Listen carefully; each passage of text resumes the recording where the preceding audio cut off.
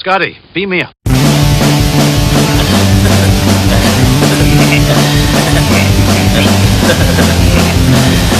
Oh. Smash.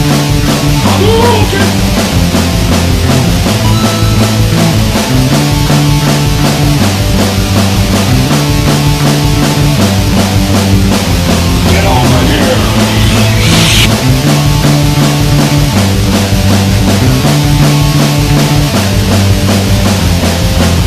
It is pointless to resist.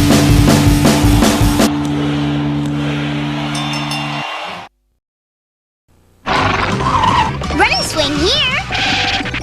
I don't think so. Climb and slide here? I don't think so. Then where? I'm going DC at Discovery Zone, where I can cut loose and be on my own. DC is made just for me, the place where I can really cut loose. It's all here. Jump and tumble here? I don't think so. I'm going DC, where kids wanna be.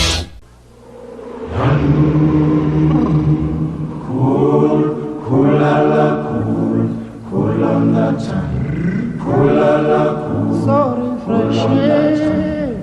So cool. Peppermint. Winter green. So full of savors. All right. Another wrestling episode. We got a couple of special guests here with us. We got my buddy Bob Awesome from right here in Lock Haven, Pennsylvania. What's up, buddy? How are you? I'm golden. Been a while since we've talked about anything related to wrestling. It's usually light shit, but I need your knowledge. How terrible it is, yeah. We need your knowledge here. I'll give you whatever I have. Yep. And then we got our buddy Dan Hayes over there in Ireland, staying up late with us. What's up, buddy? Yo, how you escaping? We're golden, I think. Yep. Aaron, go bra. Nice and toasty. Yeah, I'm hyped for this weekend. That's how I'm doing. I'm ready. I'm ready to go. I'm counting down the days. Yep. Krager and I got Pennsylvania Horror Con coming up. So. Yeah, that's right. Who's going to be there? Oh, fuck. Tyler Maine, Wayne Forsythe. The entire cast pretty much of the Rob Zombie Halloween movies. Nice. That's awesome. Robin Sherry, I think. Except for Robin Sherry. Yeah, Harris didn't show up either. Yeah, and Malcolm McDowell. No Malcolm McDowell. I've noticed with the way horror conventions go, they're almost like they travel like gypsies. Like they have like it's almost like wrestling. They have different circuits that these people follow. It's funny. Yeah. Mm-hmm. They all follow each other all the time and like so close to each other because they're seeing each other every single day. You know. Yep. Sounds like the new wave now. It's like an actual just regular traveling job anymore. Yeah. Yeah, pretty much. Guys that really steered into the skid. Like I've always looked at guys like Jason David Frank. He didn't shy away from Power Rangers. He steered into the skid, and now he's made millions from it. Yeah. And he's still the Just Power signing Ranger. autographs. He's Yeah. still highly involved with the Power Rangers universe too. Have you seen any of the stuff with Bat in the Sun? I can't say that I have. No, If you I have don't a think chance, so. look up Bat in the Sun on YouTube. They have a channel. They've done a lot of like fantasy episodes, and Jason David Frank has portrayed different Rangers, like his own characters. That's cool. They did like Tommy versus Scorpion and Tommy versus Ryu from Street Fighter. No That's shit. wicked. Yeah, It's really So awesome it's- stuff. And now they're Is making it- a movie that's basically an adult Power Rangers, Oh yeah. Hey, really. and looks pretty awesome. awesome. So, Bob, what you're describing is kind of like what they did on Deadliest Warrior, kind of thing, like putting two, but fictional characters like Tommy versus Sub-Zero. Basically, there's tons of them. I think they've done like Batman versus Wolverine, and Dude, yeah, there's a really popular. They did Batman versus Darth Vader, and Batman has a blue lightsaber. oh, I know what you're talking about. I saw that one. And it's- Oh, they're awesome. I think they were they just are. like an indie thing that just blew up, and they got in touch with like some top tier actors. They've done some really awesome like alternate universe Batman stuff too, and their actor that plays Batman, I can't think of his name right now. He's fantastic. Shit. Highly recommend Bat in the Sun. Check them Bat out. in the sun or bat Bat- and the... In the sun. They're inside the sun. That's awful. Okay. Did they Sounds did like they a do terrible- Thor versus Superman? I think they did. I think that's one of them that I watched, and it was I think you're right.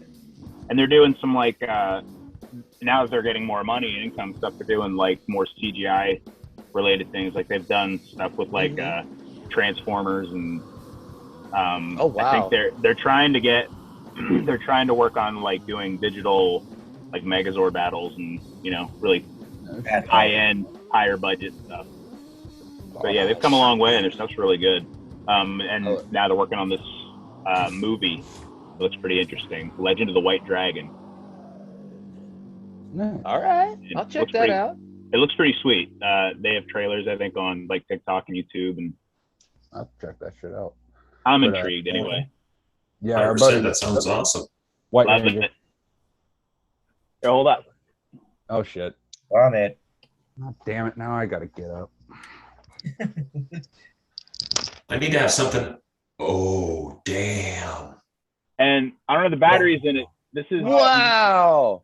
You can see on the little battery cap there. This is actually from Japan, Oh wow, dude. and it That's speaks cool. Japanese when the batteries are in it, but they're not right now. So, Awesome. Dude. yeah. I got this for Christmas when I was like 6, and I was convinced, obviously, Santa was real. Otherwise, how would he get me a Japanese toy? Yeah. Yeah. I'm convinced. Yeah, this is one of my favorite possessions. I had the American. That's version of it. way cool. Thank I you. had I the have American one. pretty nasty. That's really cool. I have a pretty brutal Power Ranger collection. Actually, I have a case in my living room, and my wife hates it. Don't show me because I'll be insanely jealous. Oh, That's why I okay, have all my I'll send you stuff in here. pictures later. Oh, don't do that to me. But okay, That's so cool. I love seeing people's nerd stuff, man. That's so cool. But yeah, our buddy Chris Styles is gonna be there too, so we're gonna do some shit for the den. Yeah, we will be probably doing lives all weekend. Yeah, we'll probably do a couple live streams. Yep. We've been in this line for 4 hours. Get out of the way. Strike out with some Scream Queens. You know what? My favorite porn star is gonna be there, Ginger Lynn. And yeah, Shoot your shot. might as well. I only get one. James, you miss 100% of the shots you don't take. Exactly. Exactly. 316. Gretzky 316, motherfucker. Hextall 316. But okay, Bob, you're wearing the NWO hat. You got a belt there behind you. My big gold. I got My a baby. belt, a little styrofoam belt that I got when I was 11 years old I love it. Aw, that's cool. at a WCW show. So their foam toys always kind of intrigue me because they went with their old like the universe, like the Vader Sting era WCW style belt, but then they still put the NWO logo on it, Right. which didn't make sense. Oh. But I think it actually makes her kind of a cool collector's piece because like how come they never made like adult style replicas of the foam ones, like the universe style belt with NWO spray painted on it? Yeah, I'd buy it. You have to do your own because they do sell that style replica, but Yes. you'd have to add the NWO yourself. I mean, So Hulk did you Hogan buy had that one. without it and then just paint it on? No, this was sold to me this way. This came like this. Yeah, They had them like this, and with the black letters for Hollywood, because this is during the Hollywood versus Wolfpack days. Yeah. Right. And they had the red, the black, and then just nothing. It was just the WCW World Title. But I was a Wolfpack hound. So. If you were our age and our era, like Wolfpack is indeed for life. Like when WWE started selling this, I had to get it. We'll pack that. Wolfpack. Hulk Hogan forever. He could kick a baby and I'd still be a Hulkamaniac. I'm a Hulkamaniac for life. There's no doubt about it. When it comes to the character of Hulk Hogan, I don't see how people ever deny. There's this whole wave of people that are on the I hate Hulk Hogan bandwagon, and it's like, all right, well, what about WrestleMania 18? Where are all those fans at? You know what I mean? I never that was understood. a good fucking match too. It was good for being a next to nothing match. It was as old school and 80s as possible. Like I saw a John Cena interview where he said, like, if you turn the volume down, you're gonna throw up. But if you just watch it, and it's one of my all-time favorites, easily in my top 3 matches of all time. Like, it's hard. If you grew up a Hulk Hogan fan, and then you hear when he hits the leg drop on The Rock, you know, and JR screaming, he beat Andre the Giant with that move, and you almost get like a, he really did. Get emotional just thinking about it. The whole body slam, all that. Yeah, I remember. Yeah. And then you see it now, and you're like, how big a deal was it that he lifted him up to his waist? He dropped him from like 2 feet. Yeah. And then put his leg over his face. Yeah, well, because he's so big, he just essentially sat on him. He didn't fall. Andre was in really rough shape at that time too. Like, had that match taken place, say like even 4 years earlier, it would have been way better. I don't think Andre would have put him over. Yeah. No, fuck no. Because Andre matches were much better. Yeah, absolutely. Because Andre was way more agile. Yeah. Like, that man was doing shit that nobody his size should have been doing at all. Yeah. Like, even having a career at that size would have been way too much. Your body only handles so much. That's why in WCW, Arn Anderson was telling Big Show when he was the Giant, hey, you need to quit doing that jumping off the top rope stuff. You're too damn big. You need to be infamous giant leg or drop kick that he used to do. Yeah. Which was awesome. A 7 foot 4 inch man jumping off the top rope to kick you in the face. Well, and it just looks like he's stepping off a stair. Exactly. Right. And it wasn't no sloppy. jump at all. No. He did it so well and so crisp. Like, a lot of guys like way smaller couldn't make it look that good.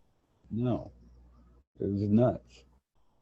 It sucks to see someone like Paul White, who kind of got shafted these past few years in the wrestling world, because I think when it's all said and done, he's going to be a legend. Oh, he is a legend. Yeah, he absolutely is. There's no doubt about it. I literally grew up watching that man. I remember the big intro with like the Dungeon of Doom and all that stuff, and it was, and then the Water Boy. Yeah. Captain Insano showed no mercy. You ever see the memes online? Don't ever call yourself a wrestling fan if you don't know who this legend is. Captain Insano. And I agree wholeheartedly. Yeah. If you don't know who Captain Insano is, you can piss off. Yeah, you're not a wrestling fan. Poser. Yeah. Big poser. Dusty. There's Flair. There's Captain Insano. Yeah. And Piper. Legendary tier. And Piper. Oh my God! What was the teacher's name? The Blob. Yeah, from Billy Madison. Blob. The revolting blob, Billy Madison. Yeah. Yeah. It was just a stunt. He was supposed to pinch my leg if he was running short on air. Where did you get this? Oh, I have a subscription. Let's get that.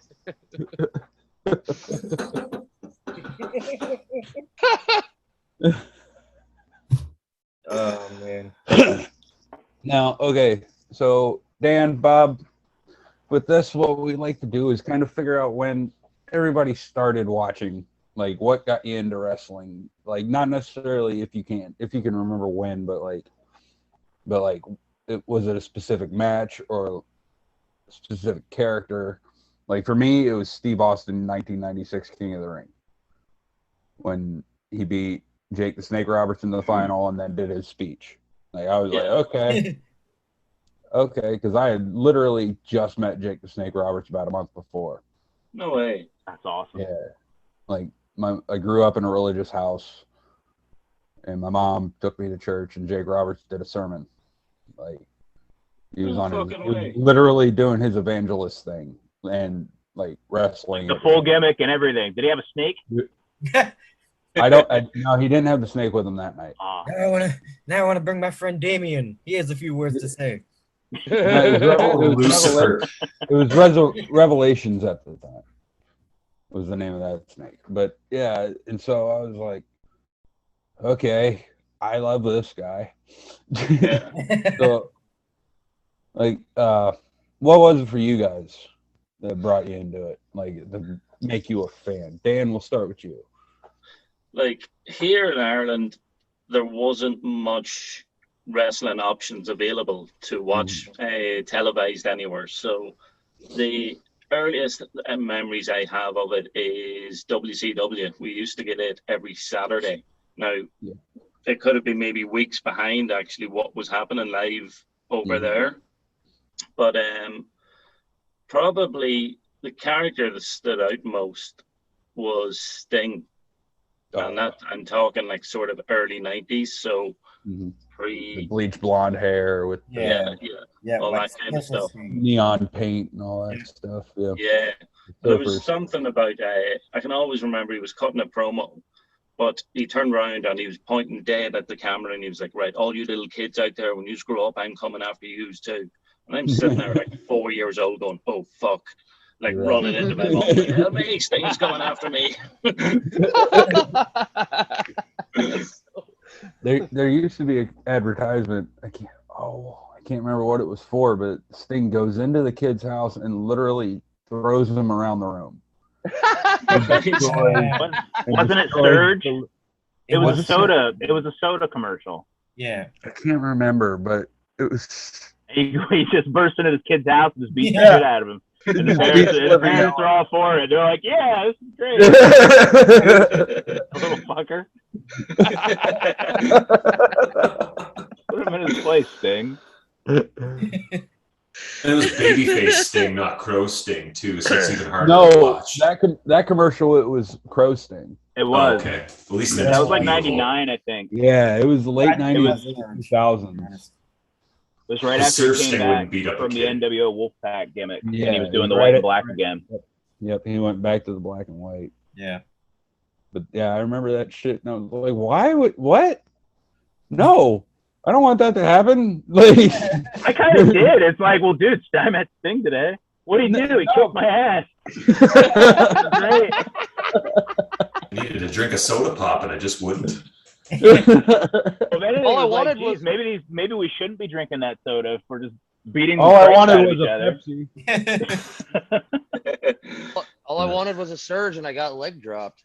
Yeah, beat up on the hero. He didn't get leg dropped. He got tossed around the fucking living room, thrown into the fucking mantelpiece. In the store to buy a can. Wouldn't he have got the stinger or the? What did he call his finisher? The Scorpion Death Drop. Scorpion Death Drop. Yep. Take that, kid. I don't care if you're 6. I'm going to break you in half. Buy a can of syrup, store over. It's like, all right, you know what happens next. You get missile drop kicked.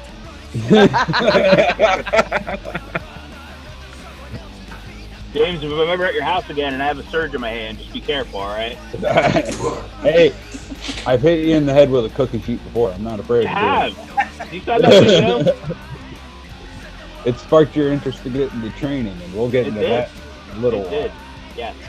But so Bob, what got you interested? Like, what hooked you as a kid?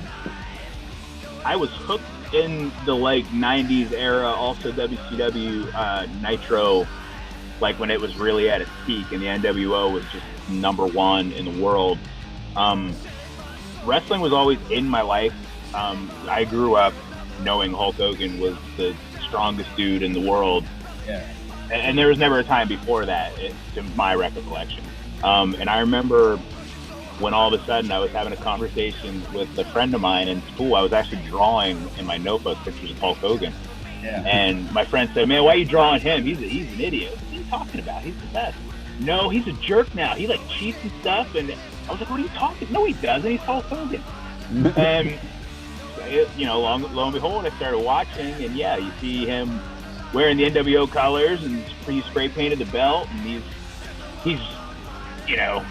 cheating, and he has people coming in and interfering in his matches, and like, how is this happening? This isn't Hulk Hogan. And I was genuinely crushed he was a hero, you know. Yeah. And I when the rise of Sting, like Pro Sting, really came into play, like into power, that was when, you know, wrestling was must-see TV every single week. Yeah. And yeah, if you talk about like all-time favorites, Sting, I mean, on most days would be like my number one. Like, yeah. Yeah. I was a huge fan of Sting. Yeah. And then like the Attitude Era obviously blowing up, and then it was always like between commercial breaks, I was flipping between both channels, and Yeah. like, it was, That was me. kids today have no idea. I was a WWF guy. Mm. So but Nitro came on an hour earlier and was 3 hours long. Yes, it did. So I would watch a full solid hour of Nitro and just, you know, go to bathroom and stuff on commercials. And then when Raw would come on, I would primarily watch Raw, but have picture-in-picture going. So when it went to commercial, I would just flip over to Nitro. Yep. Yeah. And then keep an eye on that second picture. When Raw would come back, I'd flip back over. The crazy thing about that too is like back in the day, we were so spoiled, we didn't even realize that first hour of Raw, as far as like wrestling was concerned, was probably the best hour of wrestling you could watch anyway. You mean Nitro? When you had guys, Nitro. When you had like Jericho and the Cruiserweight division, and Juventud Guerrero and Eddie, and you know. Yeah, absolutely, dude. That like was the best luchadors on the planet. And then that first hour was just solid gold every single week. Yeah, and they never did anything with those guys. Unfortunately, no. Not But enough. Eventually, those guys would go to greener pastures, except for maybe Juventud. But I just heard he was back in AEW. He had a match with he Jericho. just had a match with Jericho. Yeah, it was really good too. I was like, this is really awesome. Well. It's 1998 all over again. And the stipulation was Jericho had to hit a move off the top rope for the finish before he could pin him. He had to do a move from the top rope before he could pin him. What did he wind up doing? The Judas effect. He nice. just somehow managed his way up there and just jumped up and did it. It was pretty cool. It was a great match overall. Oh, I believe it. They were always awesome to watch. It bummed me out because I was kind of hoping he would go for a lion salt from the top. A kind of springboard. That'd have been sweet. A springboard top rope lion salt. Yeah. But, you know, he's in his 50s now. Yeah, we'll cut the guy a break this time. Yeah. But damn it, Jericho, next time. Next time, you better, you jerk. I'm calling you out, you son of a bitch. Or really come out of the field and just do a Hogan leg drop. All right, I got a question. Why not? Everybody. You got a question? Favorite promo? Oh. Cream of the crop. Dusty. No, Macho Man? Macho Man, cream of the crop. Number one. Okay, that's a good one. I know mine. That I don't remember the exact words, but as soon as I started talking about it, it was Ultimate Warrior talking to Mean Gene, and he brought up being on an airplane crashing into the earth.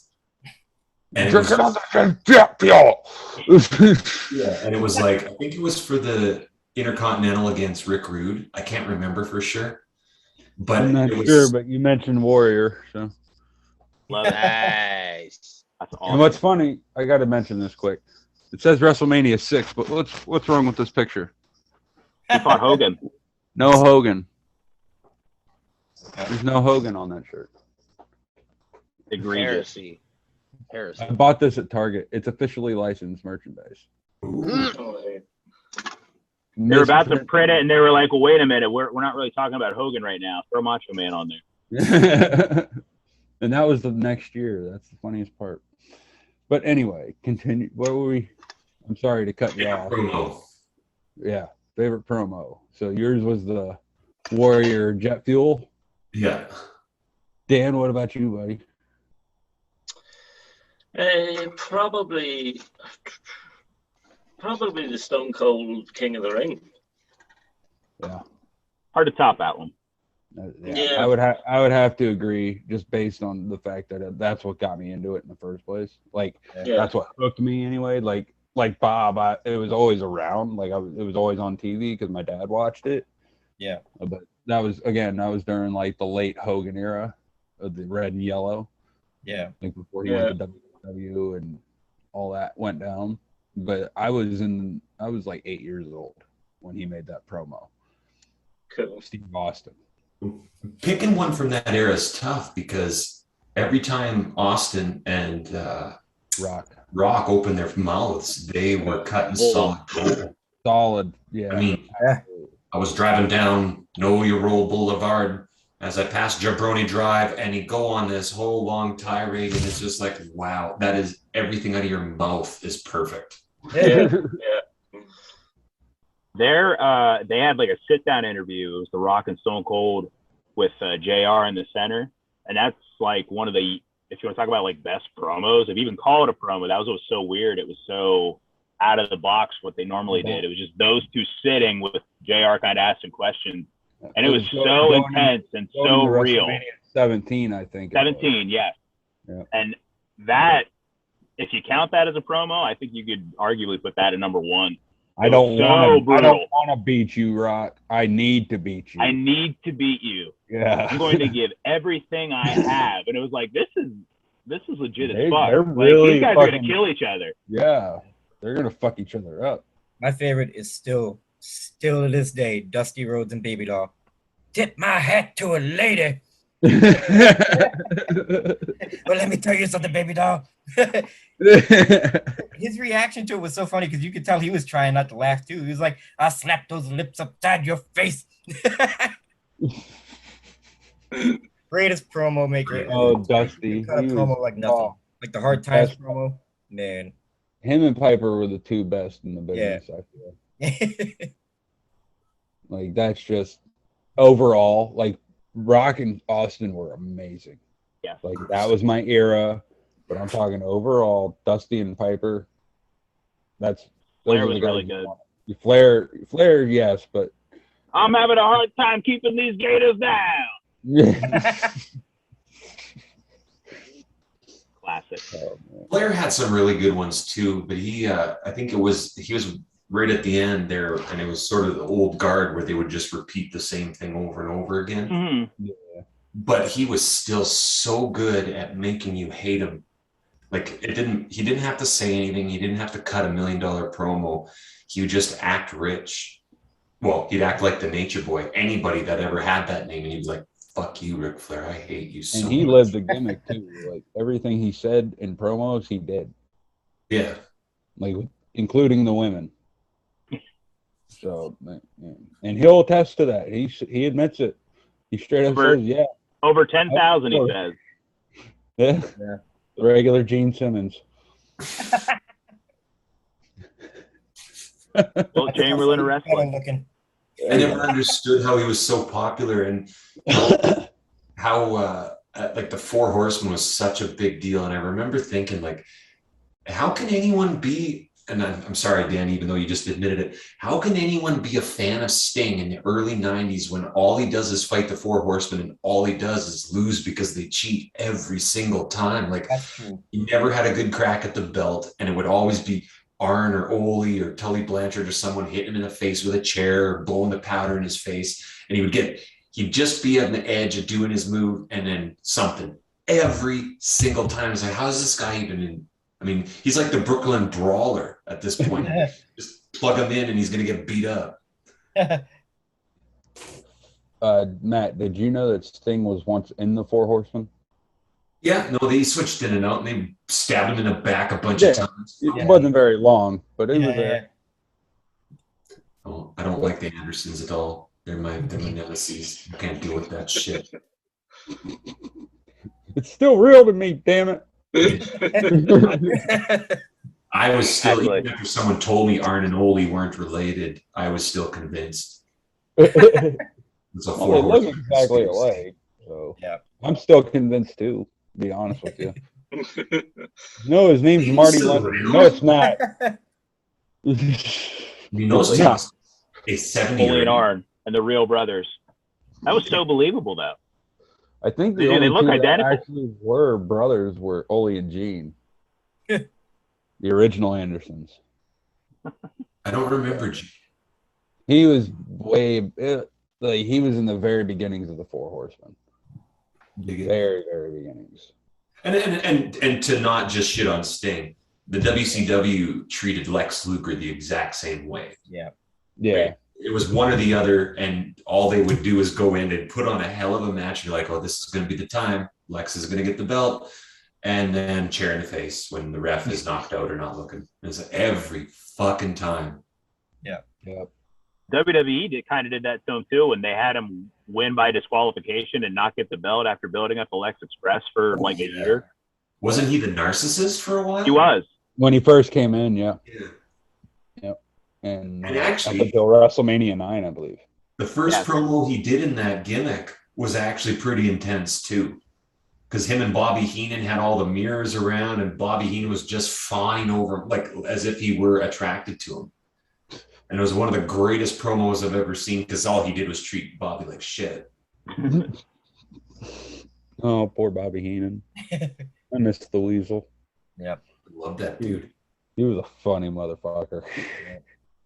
I always hoped for a manager battle royal. Kind of sort of got one at WrestleMania 17 with the gimmick battle royal because the managers won. Were in there. You got Jim Cornette, Hillbilly Jim was in there. And the Iron Sheik won because he couldn't go over the top rope. Yep. Kim Chi was in there. Remember Kim Chi? Yeah. with Kamala. Mm-hmm. Ugandan Giant. That guy was insane. That was one of the wrestling figures I had. Was that guy? Oh, nice. And Bobby the Brain and Mean Gene did commentary for that match. Oh. It was fantastic. Bobby Heenan was like Jesse Ventura doing color. They were both so good, and what made it so fun is they just shit on the good guy or the baby face all the time, and it was so fun because I like the baby face, but hearing these guys just put him down was incredible. That's why I love Jerry Lawler and Jim Ross because it's like that's our era there, Bob. Big time. They're my all-time favorite. I'm a little biased, but I don't know about that because Gorilla and Brain were. I like Gorilla and Jesse. Yeah, I think they had a really good dynamic. I loved heel Jesse Ventura. Yeah. I think it's time for me to get back in there, Gorilla. Hilarious. He always had something fantastic to say that can make your ass laugh. He really did. Every time.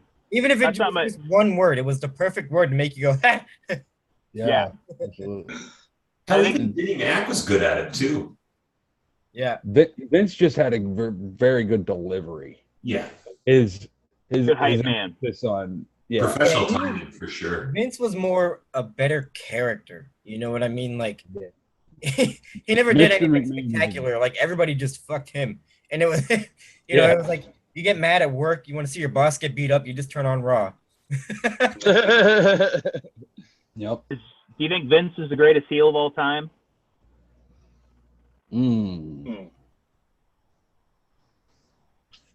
Greatest heel of all time. I would agree. I would. I think it at least warrants a discussion that he could be. He's at least towards the top. He's definitely top three. Yeah. Only because of how I felt about it. Russo, I felt, was a better heel. Vince Russo? Yeah, because he was such a smug piece of shit. And I People just didn't hate like him in real life, though. Yeah, it's but not he's even his just character. a piece of shit. Maybe I just didn't like the person then. Yeah. Yeah, no. Yeah, Vince Russo, we're on Jim Cornette's side. You're a piece of shit.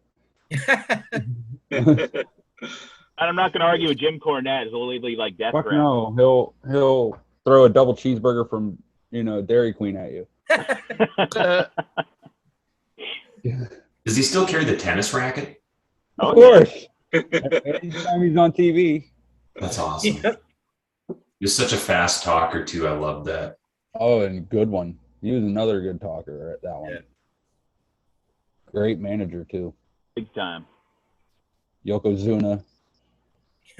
Oh, Yoko. Owen Hart. Oh, Bulldog. you brought me back. My favorite One more heel is question too. Earthquake. When we come back. Earthquake. Earthquake. Yeah, because I thought he killed Hulk Hogan and he made me cry. So, and that's for real. When I watched that, and he jumped on him, and they're like, "Oh, he's out for months and months. He's broken bones and gonna." I thought he was. I think being a Hulkamaniac was an intro to anxiety for some. You were always. Well, not only that, but like your entire childhood, what's he saying to you? Take your vitamins, say your prayers. And then he puts on sunglasses and gets like a cheap dyed beard, and he's like, "Listen to me, brother. Now you got to go to the dark side." But Craig, you said you had a question. Yeah, but we can. I'll save it for when we come back from break because it could be another good discussion. So I'll save it. All right. Well, then let's take a quick break, and then we'll throw some trivia in this next little bit that we do. Yeah. Sweet. I didn't go to the bathroom first. All day, you gotta do what they say.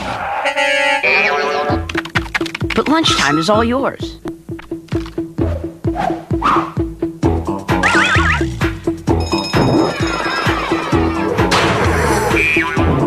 That's why there's Lunchables Pizza from Oscar Mayer. Make your own 3 real pizza crust, sauce, all the toppings. No need to heat it, no matter how you eat it. Lunchables brand pizza from Oscar Mayer. Your pizza has arrived. It's the greatest baking! Make 'em, take 'em to the factory!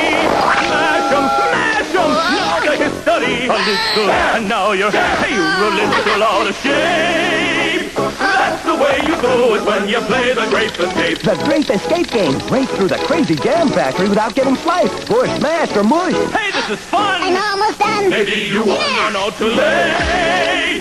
That's the way you do it when you play the Grape Escape! All right.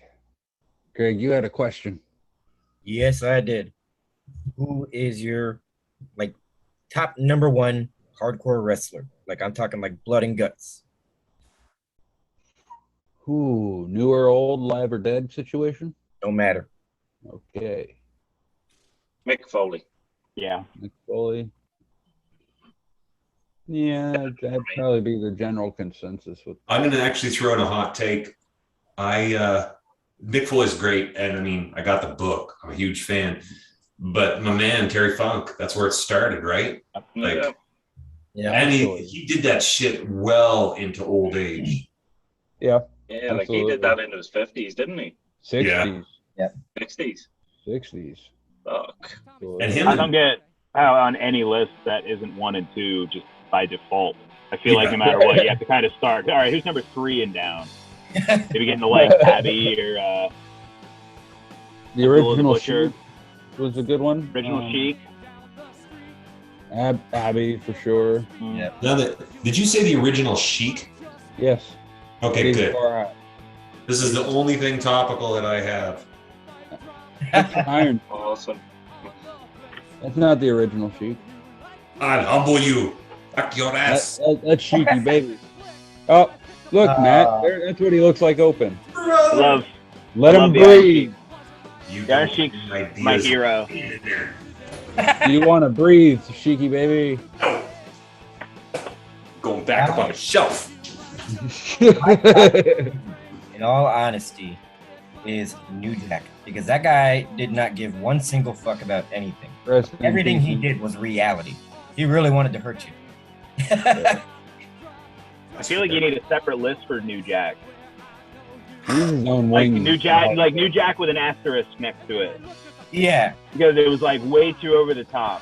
I think it got to a point where it wasn't wrestling anymore. Yeah. What was your favorite New Jack moment? Let's see. Is it Mass Transit? Is the Vic Grimes dive from the fucking balcony to the floor? There's so fucking many. The answer is yes. So many people. You got to mention too that even though they weren't hardcore, but when they first started getting into doing the gore and they do the cuts on their head and shit themselves, all them fucking guys are hardcore. I couldn't cut myself with nothing. Yeah. Okay. We've mentioned Terry Funk, Mick Foley, Abdullah the Butcher, original Sheik. I'm gonna throw a name out. Bruiser Brody. Yeah, big time. Yeah. I'd Gone way too soon. That man. I've watched like his old his back catalog, and holy shit, some of the stuff he did. Like the craziest thing is everyone says in real life he was like a sweetheart. He was like the nicest guy ever. I love that part of it. Yeah, and that's Mick Foley. Mick fucking Foley. You know he was just the Knobles. Yeah, and I'm pissed because I know.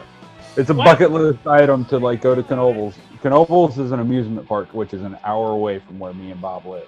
Yeah. Craig knows. He goes quite I go there all the time. One of my bucket list items is and Mick Foley loves this fucking place. Right. And one of my bucket list items is to run into him there. That would be awesome. Be like, I'd love to just meet Mick Foley. Like, holy crap. Just to meet Mick Foley. But if I meet him at Knobles, that would be the icing on the cake because I love Knobles too. He came, great he ride. came to the ride to Phoenix together. Yeah, I was just about to say, get a live shot. Amazing. Whoa, whoa. We'd have to get on the Twister for that one. But he came to the convention in Calgary, and I got to see him there. Nice. And he's a big dude. I knew he was big, but until you have the relativity of your own body being beside another grown man, you're like, what the fuck? This guy's an animal. Yeah, he is. I met him in Hershey Park. He's so big. Wow. And not fat. I'm not putting him down. He's just a big dude. A giant man. Yeah. Like I met Billy Gunn a couple years ago.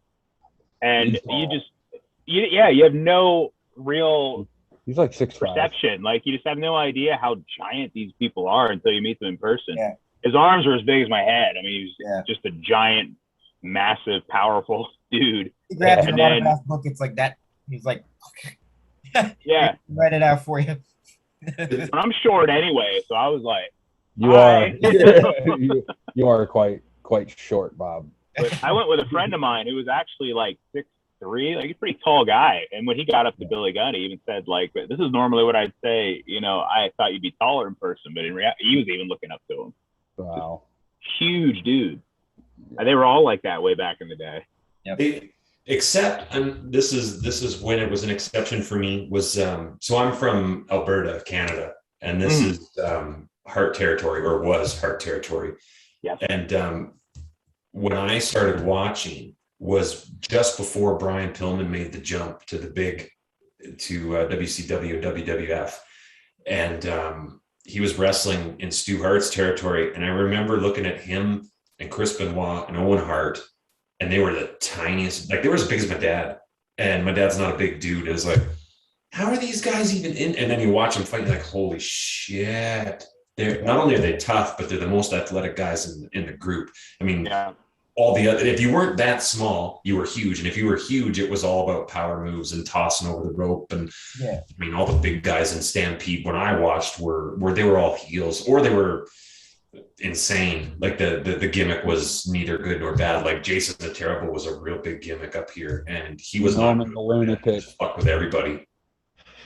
But he wasn't Norman the Lunatic when he was up there. Mike Shaw. He was Luka Singh. Yep. And he was from Pakistan. Yeah. Well, that's what they said. He wasn't. He was from Lansing, Michigan, I think. But when he was up here, he had a turban. He wrestled with, I don't remember the guy's name, but they were the Karachi Connection. And it was the weirdest thing because he was the whitest dude on the card every time. Yep. He later became Bastion Booger in the WWF. Yeah. Yep. That was a horrible gimmick. Just that nasty gray singlet that he wore. Yeah. But there was another guy when I remember we went up to ask him. He kept the heel gimmick on too. Went up and asked him for an autograph, and he was not having it. I love it. He just look at you, look at his partner, and then they just walk away every time. Like I think they went out there expressly to do that. Like they'd go out, make like they're going to give autographs, and then as soon as it's supposed to start, they just fuck off. That's awesome. That's good heel work. Yeah. Absolutely. That's living a gimmick. That's what that is. I think we need a little bit more than that. Yeah. A little more of that, I mean. Yeah. Oh, yeah. For sure. Yeah. Yeah. These days, there's not enough of it. Like we all know, we all understand what's going on, but it helps with the illusion whenever we can still really invest and tune in every week and still hate these people. Yeah. in a healthy way. Like we follow them on Twitter to hate them, not to enjoy.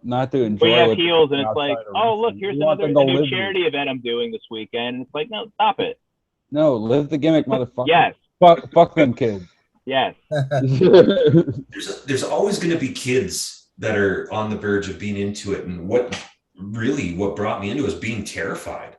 Like I've told the story on here, but when my brother and I gave a heel the middle finger as we were watching, and he looked at us and he went like this, and I swear to God, I almost shit my pants. I was terrified. My brother and I would never have told my dad we'd give somebody the middle finger before, but we were so afraid of what he was going to do to us. We admitted it, and he laughed and laughed. It's like, it's not funny. That's fucking hilarious. That's fucking hilarious. And then I was all in. We were watching Saturday Superstars, and at one time Stampede was televised, so we watched all the televised Stampede shows. And then they toured Alberta, so you could go to just some backwood arena that seats 500, and you're watching Brian Pillman and Bruce Hart take on some jobber. Yeah. Or some jobbers, pardon me. Yeah. Right. In nowhere, Alberta, town of 1,300 people. Yeah. Back on hardcore wrestlers, Sabu. Yes. Yep. Can't forget Sabu. Literally taping up his bicep mid-match. Yeah. Oh, the barbed wire match with Terry Funk. Absolutely. It's insane. Fucking hell, man. Yep. That you want to talk about punk rock? That's punk as fuck. Yep. My hand looks like Sabu's bicep. It's not hardcore, but punk as fuck was Vince McMahon walking to the ring and having both his quads give up, and still making it to the ring to put and over. He never broke character. Nope. He Not just one. sat on his ass It was right there in the awesome. ring. Oh my god. That was Dude, that's funny, but it was like what do you do there? You know? Yeah. But just imagine yourself, like when something on really, live television too. when something really painful happens to you, do you ever have the wherewithal to think, I gotta stay in character? No, you scream for your mom. Fuck, get me out of here, mom. And one of them's going to ruin your day. He blew both of them. Honestly, when I fucked my knee up in the ring, I had no choice. I was like, "Oh fuck, that hurt," but I still got like 5 minutes left here. We gotta do this. That's when I roll out and get the fuck out of there. Nope, I kept going. I Triple H'd. Not me. Oh yeah, when he blew his fucking quad muscle out and still finished the match. He did that twice. Yeah. Jesus. One for each leg. Oh. Quads are rough too. Yeah. Oh yeah. The biggest fucking muscle in your body. He was out for about a year. Especially his. Jesus. Yeah, He's a That dude back in the early 2000s was a powerhouse. Fucking A, right. He was a big. Guys, hated him, but he was jacked. Fuck, I hated Triple H so much. Do you guys remember that Punisher movie that came out like in the early 2000s? Had Thomas Jane as the Punisher and Kevin Nash was in it as the Russian. Well, you know that scene when he's fucking Frank Castle up and Frank pulls out that butterfly knife and then sticks him? Yeah. That was real. No Did you shit. notice that Kevin Nash did not break character? They forgot to replace it with a prop knife, and he stuck Kevin Nash in the fucking shoulder, and he didn't break character. He just looked at it, and then, I'm going to fuck you up now. and then it took for revenge, threw Thomas Jane through the wall. The receipt had to be returned. Yes, so I got to say indeed. something here, Joe. You just did the best segue ever because we were just talking about quad tears, and you brought up Kevin Nash. Walking across the ring. Yeah, and his quad just pop. That man is notorious for tearing his quads. Yeah. Oh my God. Like multiple times. Well, he was another one too, kind of like Big Show. I mean, the dude was damn near 7 feet tall. Yeah, he's about Carrying, 6'11". he packed on a lot of weight, a lot of muscle and stuff back in the day. It was just a matter of time. In the interview he did with Steve Austin, he said at his peak he was about 320. Yeah. On a 6'11" frame. And he wasn't an out of shape guy. Like he was always pretty muscular and yeah. Like But that's he not skipped big weight for a guy that skipped tall. leg day is what happened. Every time. Skipped leg day. You don't skip leg day. No. never skip. You can't spell legendary without leg day. Nope. Whoa. You just thank you. I'm gonna write that down. Damn, you just blew my mind, Bob. You're welcome. Son of a bitch. That's what I forgot today. I know you see my gym right behind me here. So yeah, I'm always at it. Fuck yeah. So that's hilarious. Matt, you brought up Owen Hart, Brian Pillman, Chris Benoit. Yeah. Yeah, I had to bring up the darkest story in wrestling. Yeah, well, that's good because we're going to get dark. We want to talk about some deaths. All right. The ones that impacted us. But I'm going to go off the beaten path a little bit and go with the one that I remember first. Like going like, holy shit, this is real. It was Brian Pillman. Because he was supposed to work Mick Foley at a pay-per-view. Yeah. And he ended up dying the night before in the hotel room. And that was the first time, like, I remember them coming on the air and being like, so this is what happened. And I first heard about it from a friend of mine, but he was a known liar, so I didn't believe him. And then I saw it on TV that night, and I was like, "Oh, this is real." Yeah. Oh boy. And he had a heart problem his whole life that Yeah. finally just caught up with him. Yeah, but he didn't know about it. No. Well, I mean, he went through didn't he play a season and a half of football and fucked up a knee or something, and then that's what took him to wrestling? Yeah, that's usually how it goes. But, I remember because he also had a fuckload of throat operations growing up. That's why his voice was so raspy. But his kid is actually wrestling now, Brian Pillman Jr., and he's really fucking good. Yes, Was he a big dude? Not really. He's about the same size as Senior. Huh. Like they call him AEW. He's in AEW. Yep. Yeah. One of the Varsity Blondes. Cool. With Griff Garrison. But yeah, he has only been wrestling for about 4 years now. Right. And It was kind of surprising that he went that route. Yeah. 'Cause I know, like his mom, Brian Pillman's wife, was very adamant. Like no, don't do that. But that's why he did it, because at the time he got into it, him and his mom didn't have a good relationship. So he was like, "Well, fuck you, I'm gonna go do this," and so he did, and he's really fucking good. Well, it's crazy that if he can really looks like take care of he's doing it. himself, Yeah. like imagine where he'll be in like 5 more years. Yeah. Oh my God. Absolutely. Like where Brian Pillman should have been. Yeah. In all fairness. For sure. And you know, he's one of the guys that didn't get his raw deal. In fairness, Pillman got put over plenty in both of the big times. I mean, I'm not a heavyweight champ or anything, but he wasn't one of the designated losers or the jobbers ever. Even in Stampede, it was never a jobber. Well,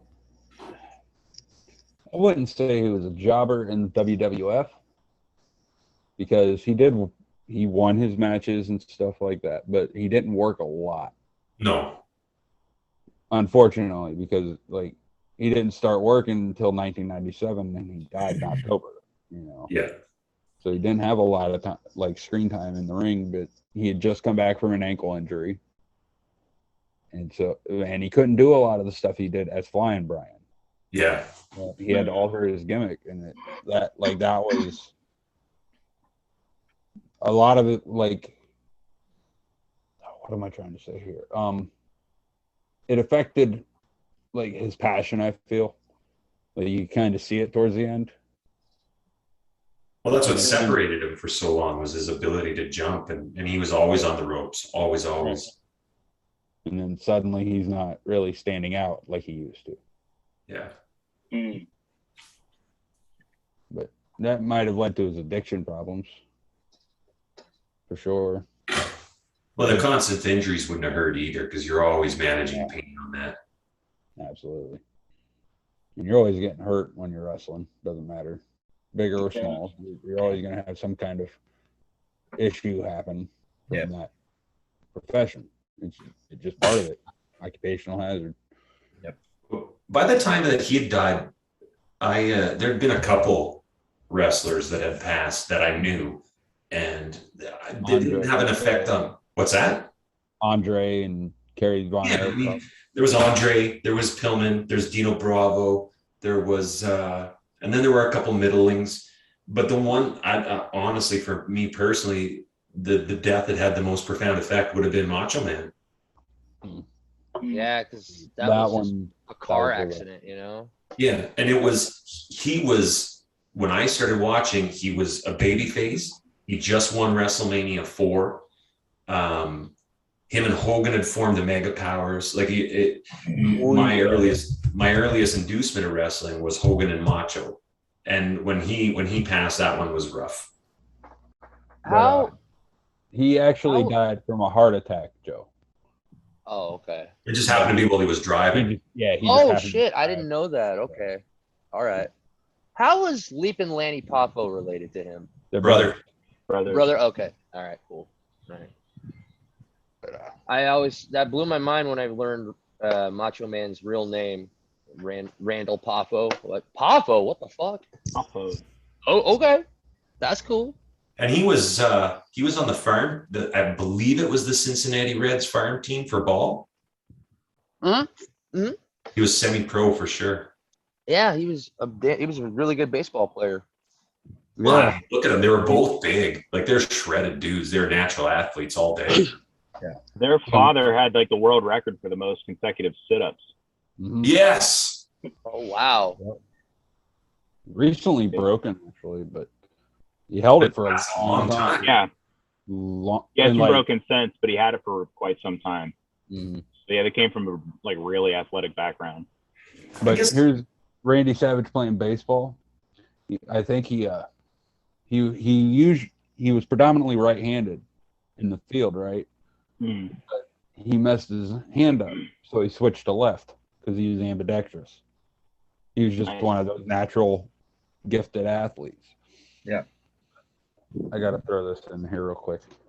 But if you brought up his parents, that's an interesting thing in wrestling too, is multi-generational pedigree. Yeah. Is that an Elite series? I honestly don't know. I found him at the Quakertown flea market. Oh, he's got the little ring. The WrestleMania 3 ring. That's awesome. Yes. Those are so cool. Craig was with me when I bought it. Yep. Then he took it out of the box. Yep, I did. I cannot wait. These Mattel figures, man, they look almost spot on now. It's scary. It is. They're definitely not the ones we grew up with. Oh, the Bone Crunchers?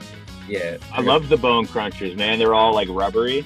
Yeah. Yep, and then the Bendhams. As a weapon. And the Wrestle Buddies. I had a bunch of them. Those came back. Did they? Yep. Yeah, but what is it, like newer stars? Yeah. Yeah. But they're just pretty much the same thing. Make noise and all that stuff. Yeah. It's really cool. You can get them customized now. Yeah. That's funny. Oh, go ahead. What are some deaths that affected you guys in the wrestling industry? Piper. Yeah. For me, I'm gonna go with Owen Hart. Like, I know it's like, it sounds cliche, but it isn't, because it was the most heartbreaking thing ever. You know what I mean? Like, that one was. He had a life, like such a glorious life. You know what I mean? Oh, he loved being a dad and everything, and it was all just ripped away. And if you happen to watch it when it was airing live, you watched him die. Yeah. You saw him fall. Yeah, it's thousands of people watched that incident happen. And I'm sure cliche about it, Gregor. The announcement, I'm sure they were like, "Hey, you kids in the back, like, get hyped up! Like, this is a wrestling event, and you just didn't get traumatized for life." You know. And they had to put like JR on the spot to actually deliver it, and he's like, "Well, what happened?" "Well, he's dead. Now tell everybody." And you can see the shock in his face. Yeah. Well, like, how did he die? There's been a lot of controversy about how they handled the show, because they finished the main event even. Like, Rock and Triple H had to go out and put on a match afterwards, and everyone loved them. Like, everyone was crushed when that happened. Yeah. But I remember when he started that Blue Blazer shit, because he was it WrestleMania 5 he showed up in? 5, I think. And even then they were calling it the worst kept secret. Who it was, everybody knew who it was, and they didn't even try to hide it. Yeah. He was in was it Mid-South? He had the Blue Blazer gimmick long before he was ever in WWE too. Oh yeah. And I think that's why he wanted to separate himself from Brett. Yeah. That was the thing. He didn't want to be looked at as Brett's brother. Yeah. Owen's one that, like, man, going back and rewatching his matches, because when all of that happened, that's really Owen's death was the first that I ever remember as just a fan, you know, tuning into Raw the next night and, you know, hearing about this thing that happened. Yeah. But I was too young to really appreciate how, like, great of a wrestler he was. Like, going back and rewatching some of his matches, it's like, this guy should have been champ. This guy could have been easily one of the faces of the company. He could sell it so good because he was so passionate about it, and everything, all his emotions were absolutely real, and you could feel it. You know? But I think what was working against him was that he was Brett's brother, and not because of anything he did, but there was an existing relationship between Brett and Vince when he made that jump. On top of that, and I think if you looked into it enough, I think Vince had a real problem with anyone who ran a territory. And I think that lowered the Harts in his estimation, was because of who the dad was. Because none of them really got a good go with Vince. No, except for Brett. And even then, look how it ended. Yeah, exactly. It sputtered out and then ended in the screw. Patched it up, but yeah. But yeah, that was a whole crazy fucking situation there. Yeah. But Dan, what about you, bud? What are we on again? Death. Death. I would say probably Ultimate Warrior, solely for the speech he gave the night before. Yeah, it's kind of like he knew. Yeah, you could foresee what was going to happen. And it was, because I can remember watching that and then like seeing beforehand, obviously I didn't watch it live here, but it's just sort of like, what the fuck, this is really strange. Like, it's almost like he was saying his farewells, you know, had his little Ultimate Warrior moment again, and off into the. If you watch him, like, you can tell he doesn't look well. Yeah, definitely not. He looks off. Like, he was like really sweaty and like, he was having kind of a rough time, like breathing, and you can tell he's running out of breath quickly, and for sure. Yeah. He never made a secret about using steroids. He was always pretty open about it the whole time. Yeah. But he was. I think it was a culmination of steroids and just certain drug use and things like that, kind of all that wear and tear in your heart. And being a big dude. Well, and he was a massive guy, and then, years of traveling and obviously wrestling, just that wear and tear in your body and the strain in your heart is catches up. Yeah. Yeah, for sure. But another one. But and I have, like, we mentioned Chris Benoit in our last wrestling episode. But one we didn't really touch on was Eddie Guerrero. Oh yeah. That one for me, it's still, every time I think about it, I get emotional. That hurts. Yeah, that dude, he was in his prime. He was. He absolutely. He was top of the card. He was actually booked to win the world championship the night of the day he died. That's terrible. Horrible. Yeah. So it's like, that's how much everybody loved Eddie Guerrero. Yeah. That was our senior year of high school, James. Yeah, it was. And I remember when it happened, and then it was like the next day at school, you and I were talking about it. You were the one actually explain how, because I didn't know how he died. I didn't hear about it until the next morning. Yeah. He died on Sunday. I heard about it Monday morning. I wake up and my mom goes, "Hey, a wrestler died." Yeah. His obituary's in the paper. And I go and look and I see Eddie Guerrero, and I was like, "Oh no. Because I wasn't talking about it a lot at school, like I was in elementary school. But I was still a major wrestling fan. Yeah. I still kept up. I still watched every week, every Monday, every Thursday. Yeah. And to see his name in the obituaries, I lost my mind. Yep. I grew up watching him, and I was like, this guy is really fucking good. He's going to go somewhere here. I want to see him be the world champion. And I did. He was the world champion. And Rightfully so. That was a magic fucking moment, that one. My dog just went nuts a little bit. But yeah, that one, it's like I said, it still hits me like it did fucking, almost 16 years ago now? Yeah. So. Well, we were talking earlier about like the first hour of Nitro and like all these just legends of wrestling, and Eddie was like at the forefront. Yeah. And it was only a matter of time before, like you said, he was going to be the world champ. Yeah. And it wasn't just he was a world champ; he was a world-class guy. Everyone loved him. Yeah, he was just an all-around great person, and I wish I could have got to meet the man. Yeah, I'm thankful I got to see him perform a couple times. So did I. But yeah, I'd have loved to have met someone like that. I got to see Chris Benoit and Owen Hart as well. I didn't get to see Owen. I got to see Chris Benoit. Personally, like deaths that affected me, that was one. But that was brutal because of the roller coaster ride. Like when it happened, I was at work when I found out. My coworker was also a wrestling fan, and he was drunk, passed out on a couch. I was working night shift, and I had just found out, and I was crushed at first. Like I was devastated. Like I couldn't believe it. Chris Benoit was one of my heroes. Yeah. Like he was. One yeah. Oh yeah, easy in my top like 3 at that time. And he was my number 1 at one point. Yeah. There was a point there it was between him and Kurt Angle. Well, as far as like overall ability. Like the whole like WrestleMania 20 ending. Yeah. Oh. Where it's just like this is one of the best moments in wrestling ever. Yeah. And now that's gone. You know, like there's like this taboo subject, No, now. Tragedy of Chris Benoit, and you can't talk about it.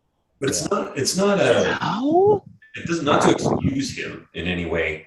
But I mean, when they took his brain apart and they saw everything going on. Oh, I should now, should I? Will you bring me a bubbly, please? He had a CTE. Yeah, like he was just smashed in the brain. It wasn't regular CTE. It was beyond damaged. Yeah. Yeah. And then on top of that, there was a real bad rumor, at least when he was in Stampede, that he was into amphetamine quite a bit. And you could see on his arms, he was all shot up too. Well, the thing about the media got a hold of it and turned it into a big steroid scandal, when in reality it should have shed more light on brain damage and also mental health. And I think the guy clearly mentally was not in a good place. Anyone that was around him at that time says he didn't talk to anyone. All he ever did was just write these really cryptic journal entries, and it was a very dark time for him, along with the brain damage. But all the while, he was being booked up to the world title in ECW, like WWE. And he wouldn't stop. He refused. Yeah, no. Like Jericho said several times, he tried talking to him and saying, like, why don't you just take a break? He just refused to do it. It was against his nature to just stop working. Yeah. Like, I think when he broke his neck was the genesis of that. Oh yeah. Because he had to sit out for over a year. And when you do something for so long that you love, and suddenly you can't do it anymore, it's gonna fuck with you. Yeah. And immediately after that, Guerrero passed away. Yep. Yep, that hit him like a ton of bricks. Yep. I think it was a culmination of all these things. And then he lost the world title, like losing the world title as well, probably. Yeah. To a rookie like Randy Orton. And it sucks because, yeah, like you said, it's like... Not that Randy Orton's not a bad performer and wasn't at the time. He was good, but he probably shouldn't have been the world champion, maybe, in some people's eyes. But, like... Orton got the belt so quickly so they could erase Brock Lesnar. Yeah. Because he left and started doing other stuff. Then, of course, they brought him back and then released half the fucking roster. Yeah. Right. To keep him. But, yeah. But, yeah, I'm sure that affected Chris Benoit as well. It is hard because it's like, how do you defend it? Obviously, we all know how it ended. It's horrible. You know, like his hit me, I think, the most because it was such a roller coaster ride. I was so devastated at first because one of my heroes died, and then it was, you learn the aftermath and the situation, and it's just like, I don't even know what to say at this point. Yeah, no. Yeah, and there is no defense, but you I'm just not know what happened, right? No, Like, you really no way can't. I can It's condone the too much. actions, but like you got to look into it, like what caused him to do that. Yeah. Yeah. Like, you can do the two things separately. yeah, absolutely. Like you can miss the man, but you can damn the behavior, I suppose. But Yeah, like, absolutely. Yeah. It's just like one of those things. It's like, but you can't really, like, what would you do if your brain was like that? You know what I mean? You don't know. You don't know what your And there's a body million examples of what happens when other people's brains are like that. Like it's not pretty. No. And we don't know much about it, right? They've only been looking at it for 15, 20 years. The amount of stuff that they've learned on CT in just 10 years is astounding. Chris Nowinski was the one that actually got a hold of his brain and analyzed it. Yeah, because he had to retire after concussion. Yes. Oh, no. But even with... What's wrong, Joey? My dog just pissed on my girlfriend's little mat that she lays on out here in the backyard. Flip Sorry, it over and don't say anything. You damn right. Sorry, I didn't mean to break the conversation, but I'm gonna hear about this. Oh yeah. Well, if she watches our show for sure. Just casual confused guy, Joe. What? Looney, What what were is you your saying, Matt? problem? Hey, Dan, something I've been curious about, and I haven't bothered to ask any of the UK guys that we've had on. What happened? I guess, when did live shows start there?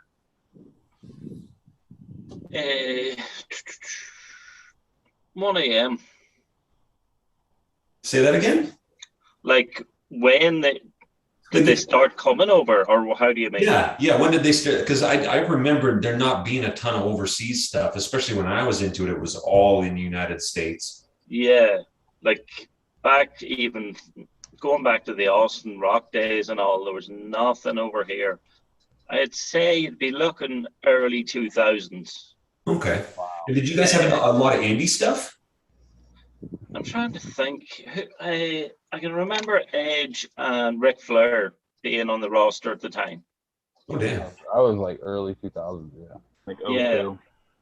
02, So 03. I think that's when they started coming over. They would do a Raw tour, and then that was usually next springtime.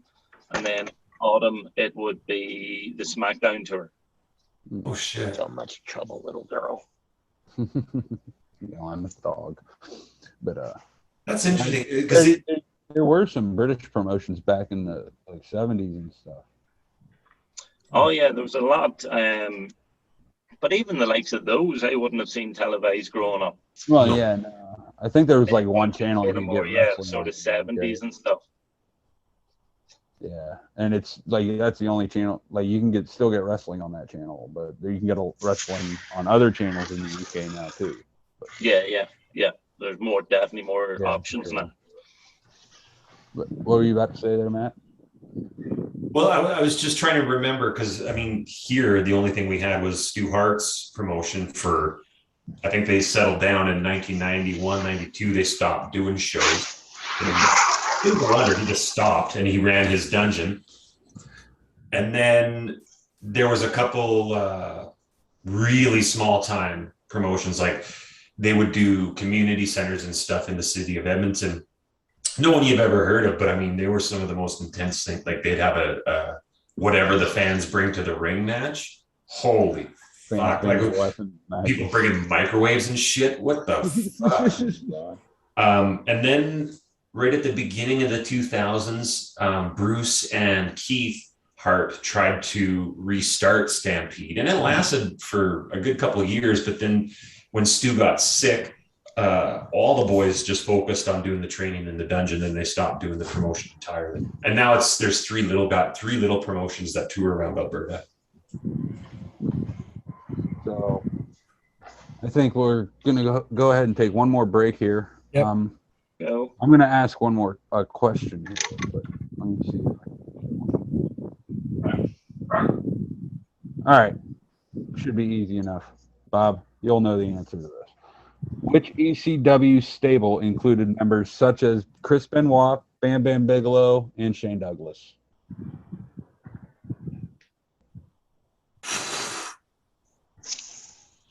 I didn't even know they were ever in the same stable. Yeah. I didn't follow ECW that much. Bob, do you know the answer? No, I don't. The Triple Threat. The Triple Threat. The Triple Threat. Eventually, they do that with their fingers too. They would go like this, yeah. Ouch! Right. That reminds me of the Dudley Boys. I know, right? Or Shane Douglas was the leader. It was a mockery of the Four Horsemen. Yeah. Shane Douglas is known for hating Ric Flair. But, that's why I like Shane Douglas. But that was another dude. A real underrated wrestler was Shane Douglas. Oh yeah, for sure. Because that fucker could work, and he was a good-looking dude. For sure. Never mind. That's a Dear Diary moment. Sorry. But eventually, it came down to Shane Douglas, Bam Bam Bigelow, and Chris Benoit. Not Chris Benoit, Chris Candido, if you remember him. But he was also known as Skip from the Body Donnas. Right. Okay. Yeah. But all right, let's take a quick break, and then we'll come back and talk about some more fun stuff. All right. Nacho cheese! Introducing a zesty nacho cheese taste you'll go loco for. New Ritz Bits nacho cheese sandwiches. RoboCop, part man, part robot, all cop. Drop it. RoboCop and the Ultra Police, each sold separately. The only cops with rapid repeat cap firing. Evil headhunter on a skull hog is cruising for trouble.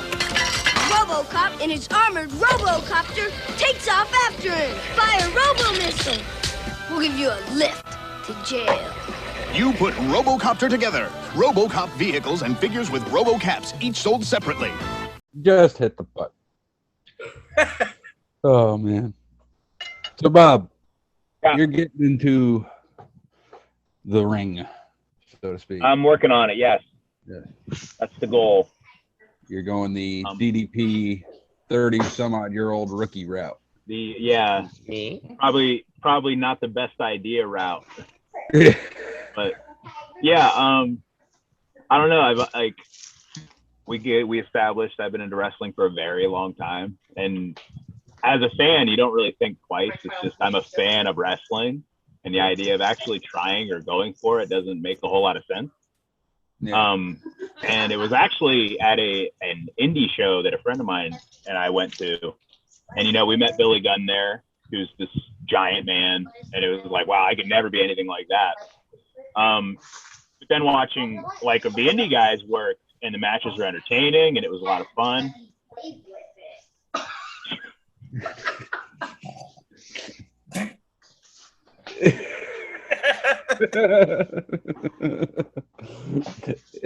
Anyway. Continue, Bob. Anyways, well, James, back in the day, we were both in different bands and things like that, and we had performed in our high school gym several occasions. Yep. And the irony was this indie event was actually at our old high school. It was in our old gym. Yeah. And then meeting all the indie wrestlers in the same gym that I had performed in front of arguably the same amount of people. And then meeting them, and it was like, well, these guys aren't bigger than me. Like, they're not in better shape than me. Wait a minute, what if I did this? And it started off kind of half jokingly, like I'd say to my wife, hey, babe, what if I'm going to go be a professional wrestler? Yeah. Shut up, And eventually I drove her nuts to the point where she's like, all right, if you're going to do it, this is how you're going to do it. There? Yeah. Put my phone over She just here. kind of mapped it out for me. Right. Well, that's awesome, though, because ultimately supports your love for it and your passion for it. Yeah. So I got pretty lucky there. She said, as long as I can keep the bills paid. I got out of my job that I was miserable at recently and starting up a new one. But now that I'm working and I'm going to have a stable paycheck coming in, there's 2 schools I'm looking into. The one I actually did get to go to in Hazleton, but it was during an event, so I didn't really get to talk to anybody about signing up. I've tried getting a hold of them since, but they haven't gotten back to me about setting up a training day. Yeah. And then the other one is in Altoona. That I'm hoping within the next couple weeks I'll be able to make a trip down. Oh, is that Keystone Championship Wrestling? It's Imagine Wrestling. Okay. In Altoona. And then the Sanctuary in Hazleton. Okay. Which they have a page. They have a lot of content that they put on. It's definitely worth checking out. Okay. Sanctuary. You want me to bring you some Or the Sanctuary in Altoona. And what did you say they were called, though? The Sanctuary is in Hazleton, and Imagine Wrestling is in Altoona. Imagine Wrestling in Altoona, Sanctuary in Hazleton. Okay. And both have actually had guys go to sign on like NXT and like AEW and stuff like that. So there's real room for growth there. I mean, I'm not looking to go huge with it, obviously. If I get to a camp and I manage to have one match and that's it for my career, you know what I mean? A lot of guys can't say that. So damn it. Joe's doing the domestic thing. Cooking din. Avocado oil. Why? I promise they can't see me. He just moved to Oregon. That's why. You. Oh yeah, fair point. Can you see my fiance? No. Can hear her though. You can hear her. They can hear you. But yeah, I know exactly what you're talking about because it's kind of what happened with me. But like kind of sort of anyway. I always wanted to do it. Like growing up, it was like I'm gonna be a wrestler one day. I might not be the WWE World Champion, but I'm gonna do it. And I did it. I certainly have partaken in my fair share of backyard wrestling. Oh, anyone with a trampoline, I think, is dabbled. Oh, for sure. Throwing ladders at each other. Yeah. Oh, yeah. The whole 9. Getting yelled at because White taking all the crap out of the garage. Personally, I'd rather do martial arts in a contact, like bare fist to my face fighting than wrestling all day. I don't think that I would be any good at wrestling, and it looks and is not given enough credit for just how difficult it is because you're not only athletic, but you're ad-libbing well, it depends on how long the match is, but you're making it up as you go. I think that it's unfairly called or it's said that it's choreographed. It is a little bit, but it's so off the cuff. I mean, other than what little planning they do before game time, that I'm not dynamic enough in my brain, never mind the physical part of it, but just the ability to think on the ball, like, okay, this went south, I got to move, or we're losing the crowd, or maybe I would never be able to react like a wrestler can. And on top of that, I smoke. I'd fall apart in a wrestling ring. It'd be fucking vile. I smoked when I wrestled. Then you're an animal. I'm not even fucking Everybody in that company did. We smoked on the way to the ring because our shows were held in a barn. So we just James, wasn't yours in Alabama? Yeah, a small hick ass town in Alabama. That was fun. It was super fun because the place held maybe 200 people, and it was just the energy was palpable. The ring was so small; it was a 10-foot ring, and I'm 6 Like foot. a good indie show. I think they're some of the best events. Yeah. Oh, hell yeah. Hell yeah. And we had some big names come through, like, Buff Bagwell, fucking asshole. You worked with him, didn't you? Yeah. We won't get into that. He's a dick. Knocker. I just leave it at that. But I mean, everybody starts somewhere. I mean, the guy that was on True Life getting calf implants was kind of a douchebag. I'm shocked. Yeah. Overpriced male gigolo. Yeah, right. He's still doing that shit too. Don't Bigelow male gigolo. Don't Bigelow.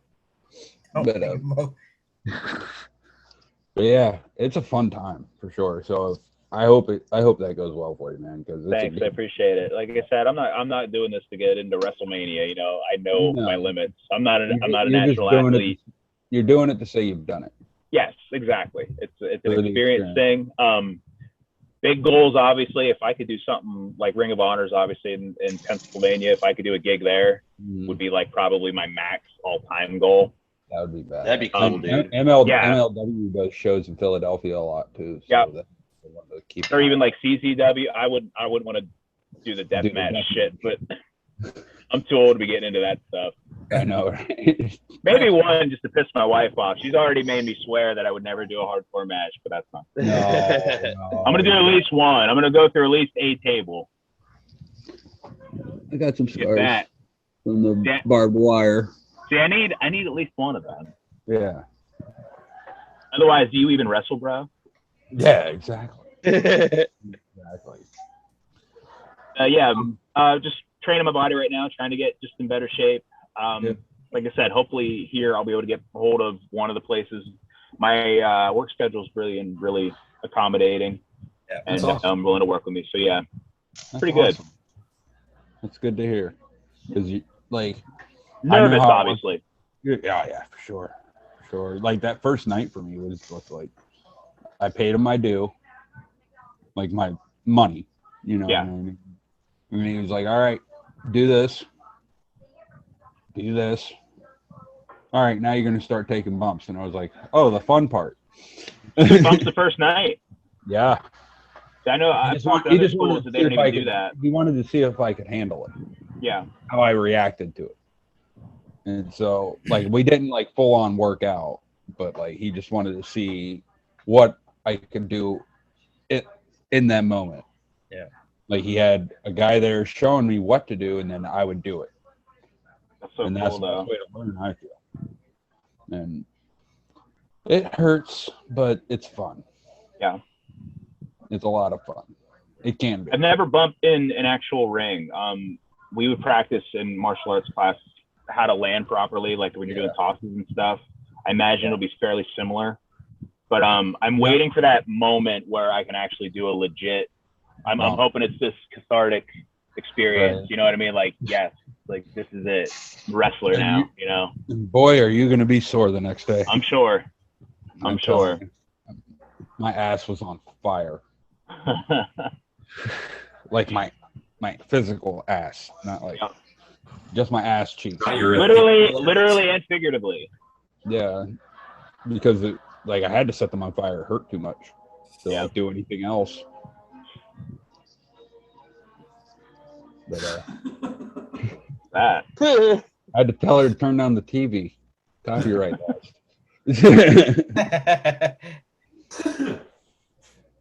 Yeah. I think it wasn't Disney. No, I know, right? We'd have been shut down already. It would have been a knock on the door. Sir, we're here to take you away. Stop coming and beat me up already. The guy holding an M16 to your head. But Bob, Dan, boys, this was good fun. Yep. Hell yeah. A lot of ground. Definitely. All day. Bob, I want to touch on something quick. Yeah, you what's and up? we grew up in the same town. We went to school together, all that jazz. Unfortunately. Obviously, we both remember the indie show that came through Lock Haven University back in 1999. We both met Bruno Sammartino. Yes. Now, I got a question. Do you have a Polaroid with Jimmy Superfly Snuka? I don't. I met Jimmy Snuka. I did get his autograph. You did. You got okay. That's good. That's okay. But $10 they were selling these for. I think that was what my autograph was. So of course I got one. It was he had a black and white option and a color photo option. And I remember Jimmy Snuka didn't talk. I remember he had like his assistant saying everything for him. I remember thinking like, wow, this guy's like such a badass. like I want to reach that level where I just have someone that just does all my talking for me. It was funny because the guy was like $10 Polaroid with Jimmy Superfly Snuka, and I get up there and he's like, "Come here, my brother, my brother." And he did the hand thing. I was like, "Oh, that's the thing you did on the TV." I didn't. Well, I didn't in the moment. I didn't realize who it was. But I was just like, why does he look familiar to me? Because I missed his name, like when they said it, like when I met him. So I was just like, who the fuck is this guy? And they're all names I knew, but I didn't realize like, right? Holy crap, these are like. But when he came out to the ring, I was like, holy shit, it's that guy. Hey, I met that guy. But yeah, dudes. We appreciate you both coming on. For sure. And thanks for staying up late with us, buddy. No problem at all. It was good. It was a pleasure. Yep. We'll bring you back and shit on these uppity revolutionaries one more time later. Watching all of you. Oh boy. Bob, of course. Thank you, buddy. Thanks for having me, man. This is a blast. Hopefully, if we do this ever again, I'd like to say I have a little bit of experience under my belt. Anytime you want to come on, we'll gladly have you. Yeah, I appreciate that. Any and all guests are always welcome back. Sweet. Love it. Love the dead. Promo for us too. Huh? Yeah, he could cut a promo. Let me tell you something, brother. You need to watch Punk Rock. If you can we like sound clip it?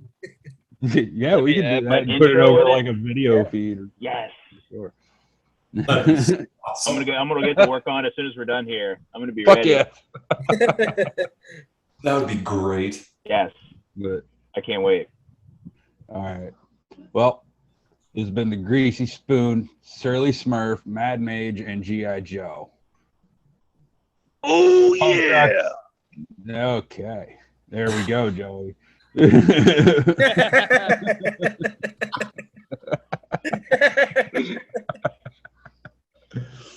Oh boy. Signing off from the Geek Den. We thought we were following the dinosaurs. But we ended up making tracks. The Lost World Jurassic Park.